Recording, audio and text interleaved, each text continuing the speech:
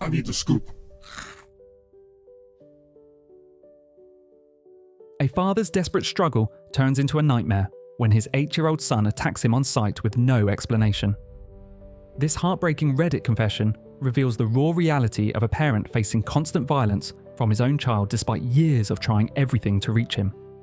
Join us as we witness one father's journey through unimaginable pain, professional dead ends, and the unexpected breakthrough that finally began to heal their shattered relationship. I used to believe that your relationship with your children was a given. To clarify, I believed that as long as you treated your children with love, they were guaranteed to love you back, and that the most you had to worry about if you did the right things was some kind of terrible illness or accident that ended them early. I'm here today to warn you that's not true. There are worse possible outcomes. My son is 8 years old, and I cannot be in the same room as him without being attacked. He will scratch, hit, and bite me constantly until we are separated. He bites as hard as he can. My arms are 50% bruises right now from partially healed wounds. I have done nothing to deserve this, and I've tried everything to reach him. I've tried love, discipline, ignoring him, reasoning.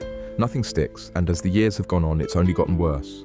He's already in therapy. We've already tried to get him diagnosed with something. We've tried medications. We've tried no medications. We don't know what's going on, nor does his therapist or doctors. On Thursday, I watched a movie called About Time, a very bittersweet movie about how time is limited and we need to enjoy it lest we can. There's a scene where a boy of about 8 is playing on the beach with his father for the last time, enjoying one last beautiful day together. I absolutely lost it. My son only communicates with me through violence. Last night, I finally gave up. I cried for hours and let go of any expectation I had of having a loving relationship with him. He's 8 years old and hates my guts. There are worse outcomes than outliving your children. Please don't take your loved ones for granted. The situation with my son has been ongoing for years. It started when he was 5 years old. At first, he would just throw things at walls. Then there was a period where he just seemed to hate me, but wasn't physically attacking me. Now his aggression is directed specifically at me rather than the walls. He's been diagnosed with ADHD, but we've told the doctors that doesn't explain the whole story.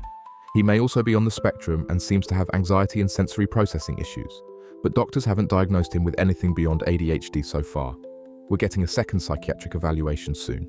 What's particularly confusing is that he doesn't show this behavior toward anyone else, only me. He has a completely normal relationship with his mother, except for the added strain of how he treats me. We have a healthy, loving marriage and also have a 5-year-old daughter. Everything outside my relationship with my son is as you'd expect. At school, he's doing well. We just had a yearly meeting with his special needs team and they had only good things to say.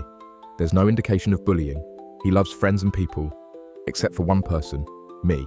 Normal interactions between us are very rare. It's been months since we've had one. He'll even attack me while I'm driving, typically by throwing things at me. We've explained that it's dangerous and could cause an accident. My daughter often comforts me almost daily after these incidents. I'm not sure what she does during the actual attacks because I'm focused on not bleeding.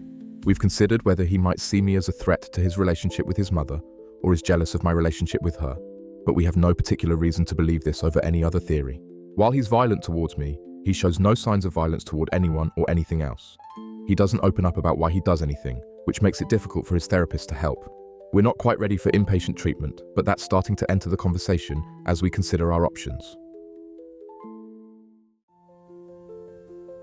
The community rallied around this father with overwhelming support, many sharing their own difficult parenting journeys and urging him not to give up. For 3 months, he continued searching for answers while enduring daily attacks from his son. Then a new evaluation finally revealed what multiple professionals had missed, shedding light on years of unexplained behavior. Hello, I'd like to share an update about my situation with my son, as many of you asked for one when I first posted, especially those who seem to feel lost in similar circumstances. First, I'd like to thank the insane people on my last post who told me to give up on my son. The laughs were therapeutic, and also please never have kids of your own. We took him to get evaluated again, as it was pretty clear what we were dealing with was more than just ADHD. It took us a while to find a place we thought would do it right this time. Then it took some more time to get an appointment, but today we got the official diagnosis.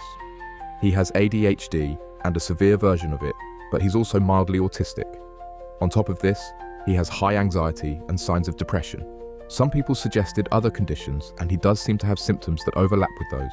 But like the autism, there are things about him that don't fit those diagnoses. There are things about him that aren't typical of autism. For instance, he loves being social.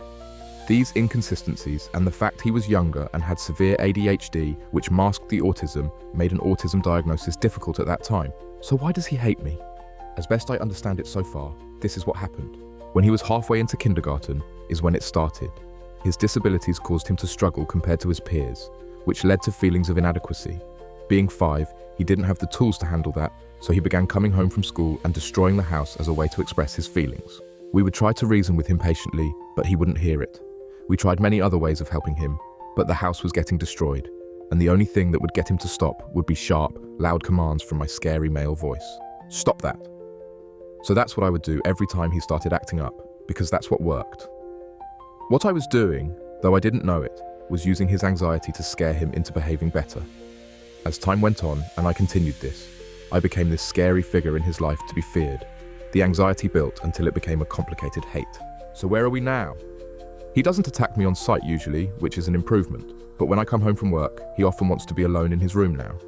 When we go out in public, things are better, but at home, the anxiety he attaches to me is still present, though not as intense. How did I fix it?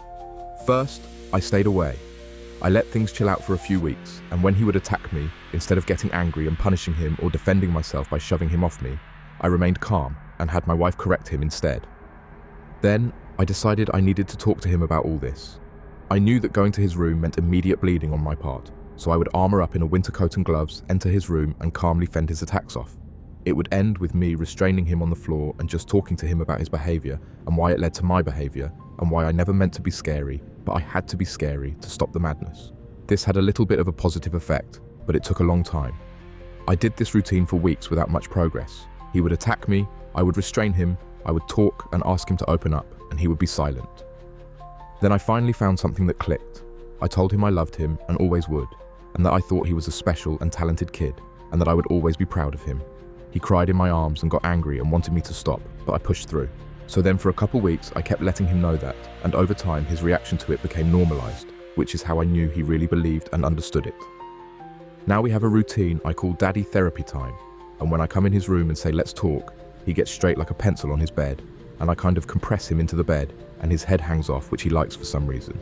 He has been opening up gradually and actually talking instead of just me talking. I've unintentionally become like a weighted blanket for him during these sessions. We tried getting him an actual weighted blanket, but he doesn't like it. The head hanging over the bed also seems to be a form of therapy that works for him. I just discovered what he wanted, and it seemed to help, so I accidentally came up with this approach. Some days are still hard. He still takes everything out on me, but that's okay. Better me than anyone else. That's my job. I still get bit and scratched, but less often now, and I think things will continue to be 2 steps forward, 1 step back. For you overwhelmed parents out there, keep trying. There's hope. Parenting through extraordinary challenges requires extraordinary courage, especially when the path forward isn't clear. If this story of perseverance and unconditional love resonated with you, share your thoughts on navigating difficult family relationships in the comments below. Subscribe to stay updated on more stories of healing and transformation, and check out our other videos about families overcoming seemingly impossible obstacles together.